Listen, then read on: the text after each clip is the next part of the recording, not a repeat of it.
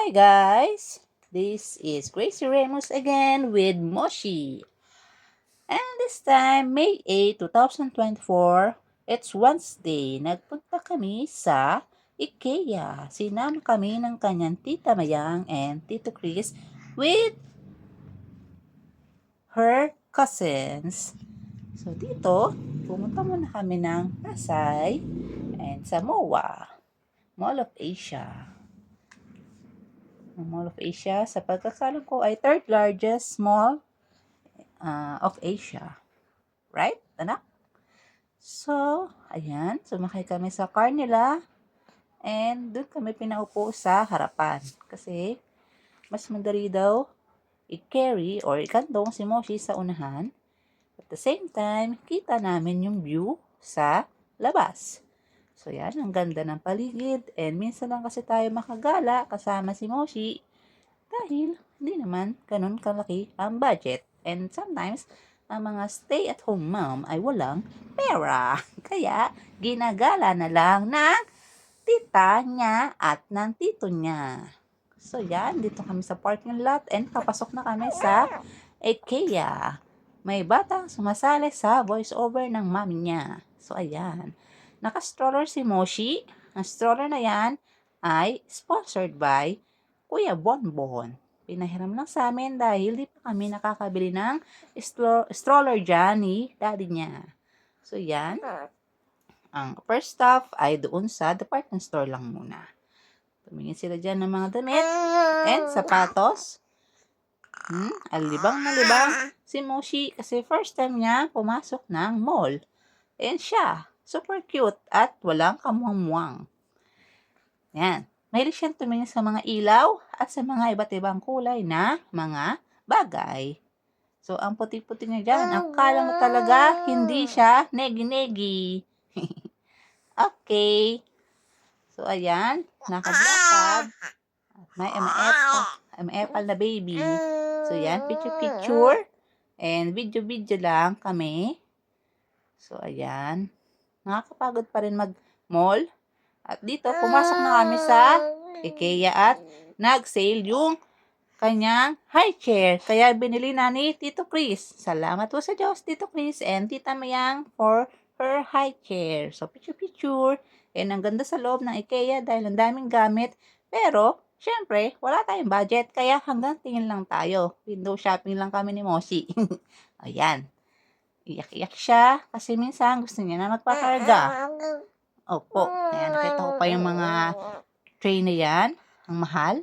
Pero ang ganda. Dito,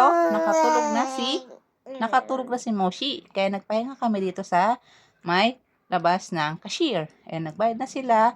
And kami ay nag-aantay na lang dito. So, lakad-lakad na kami ni Moshi. Kinarga ko siya dahil baka dumede na ang bata.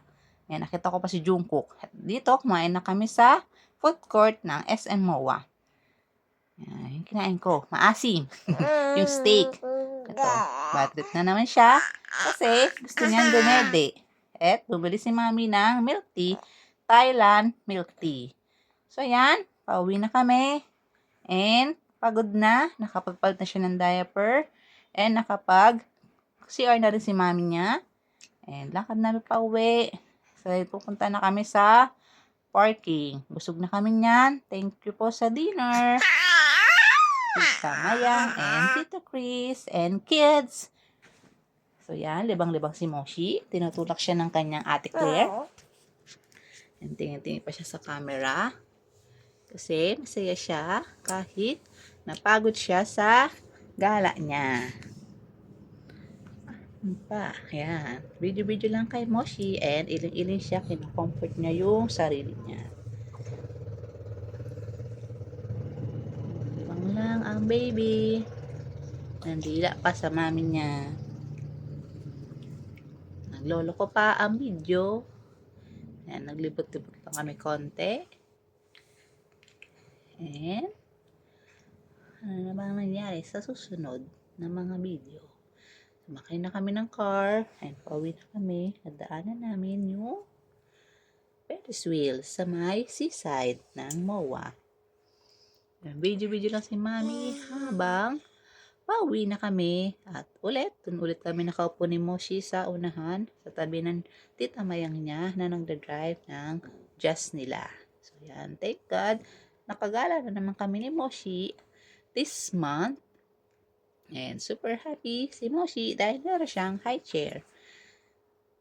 Ngayon, di pa siya nakakaupo ng maayos. Kailangan pa siyang alalayan. Kaya, di pa namin magamit yung high chair.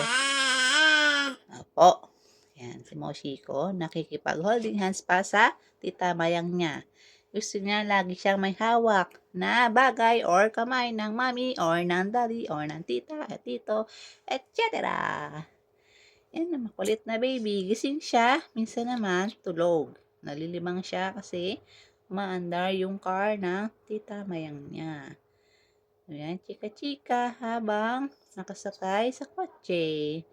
Puro tawanan, asaran, at iba ay sleep na. Dahil pauwi na at pagod na. Dahil busog na din. Opo. So yan, andar-andar. And maya-maya, may nadaanan kami kainan, pero hindi kami bumaba doon. Yun kasi yung sikat na kainan sa may Pasay. 'Di ba? Yan yung kanino? Yung nagte-trending ngayon na si Diwata. Meron siyang pares overload. Pero dinaanan lang namin yan kasi tinitingnan namin kung marami ba talagang tao. At usual, kahit Wednesday or weekdays, ay maraming tao dyan sa lugar na yan sa Pasay. So, ayan, nakita namin na dami na palang tindahan dyan. Samantalang dati ay puro puno lang yan at mga sasakyan. Ngayon, dami ng tindahan, dami ng tao, and ayan sila. Sinilip lang namin at marami na rin nakapila doon sa Diwata Pares Overload. Okay. Gagalit na yung baby ko dito kasi gusto niya nang matulog. Pero di siya makatulog. So, ayan, pauwi na kami. And tingin-tingin lang sa paligid dahil sobrang bihira lang kami makalabas ng baby kong makulit. Dito lang kami lagi sa kwarto. Nagkukulitan, ligo, kain, wet diaper, nag-iingay, nag-iiyakan, nangaasar sa daddy, nagagalit sa daddy, at marami pang iba. Minsan, ginugulo namin si daddy. Minsan, inaaway namin si daddy. Kaya, ayan. Ang Moshi ay nakikipagdaldalan. So, yan. Sa Manila, of course, madadaan natin ang Rojas Boulevard. Ayan yung Luneta. Ayan. Tingin-tingin lang. Wala pa rin naman nagbago, pero maganda pa rin ang Maynila. Mahal ko Maynila, sa'yo'y hindi mawawalay. Ayan, ang kulit-kulit ng Moshi ko. Nakikipag video or voice over pa sa mami niya. Super kulit lang and wala na talaga kaming time na mag-edit ng video and mag-voice over. Minsan na lang kasi lagi si mami nagpapatulog kay baby Moshi. And minsan talagang yun, pagod na. So nakauwi na kami and 10 PM na pasado nang siya ay nakatulog. Thankfully, pahinga na. And yan muna guys. Bye!